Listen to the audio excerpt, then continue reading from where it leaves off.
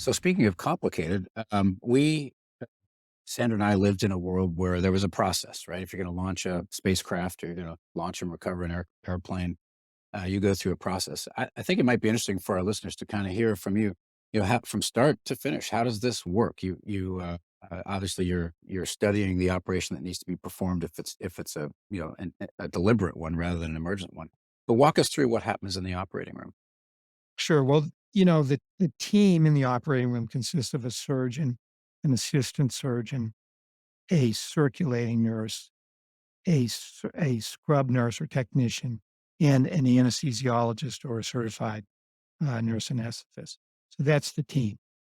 Um, let's say we were going to fix an aneurysm in someone's brain, one that had not yet ruptured, but we were going to fix it. So the way we would do that is that uh, the surgeon and the assistant surgeon would go out to the, you know, preparation area, that's the sort of the ready room, and talk to the patient, make sure that we have identified the patient.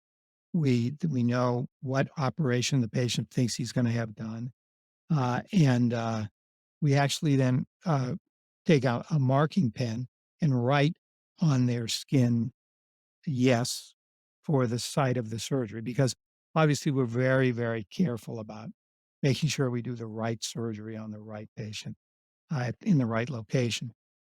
So once that's done, we then bring the patient back to the operating room. Um, we put the patient very carefully on the operating room table. The anesthesiologist would then induce the appropriate kind of anesthesia. And then we take a lot of time positioning the patient very carefully because, for example, if a lesion is at the back of the head behind the ear, we want to have optimal access to that area. And we have to put the patient sometimes in some complicated positions to do that. And we take a lot of time doing that. And we're very careful doing that. So once that's all done, uh, we do a sterile preparation of the skin and drape it off with sterile drapes. And then we stop and we have this thing called a timeout where everyone uh, agrees that the surgery is going to be done in this way at this location for this problem. And we really are extremely, and the operation can't go forward unless we do that. And everybody has to stop what they're doing and pay attention to that.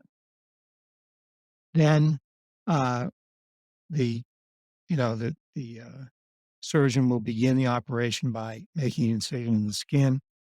If it's an operation, like I said, an aneurysm in the head, we would pull the scalp back out of the way, move some of the muscles, like the temporalis muscle that clenches our jaw, and then open the skull with some power tools that are specially designed for that. And that whole opening process takes about a half an hour or so. Then we bring in the operative microscope, the operating microscope, and we carefully open up the fissures of the brain, especially what we call the Sylvian fissure or the lateral fissure between the temporal lobe and the frontal lobe. And then we go down and identify the artery which is bearing the aneurysm. And we spend time understanding the anatomy of the aneurysm based on the preoperative X-rays. And then we very carefully define the vessels that are going into the aneurysm and the ones that are coming out. Once we've done that, we place a clip across the aneurysm, the neck of the aneurysm, to make sure that it doesn't rupture. Then we make sure that there's no more bleeding going on around the operative site. And then we close the dura, which is that thick leather-like lining of or a membrane that's over the brain. And then we plate the skull back in place with some little microplates that are often made of titanium. And then we close the muscle and scalp in layers, put a dressing on the patient, and then wake them up. We then have a post-operative brief or debriefing with the whole team, and then the patient is taken back to the recovery room And again, at that point, the surgeon and the anesthesiologist will communicate with the nurses and other people in the recovery area. So there's, continuity of care. So there's a big emphasis on safety, a big emphasis on communication.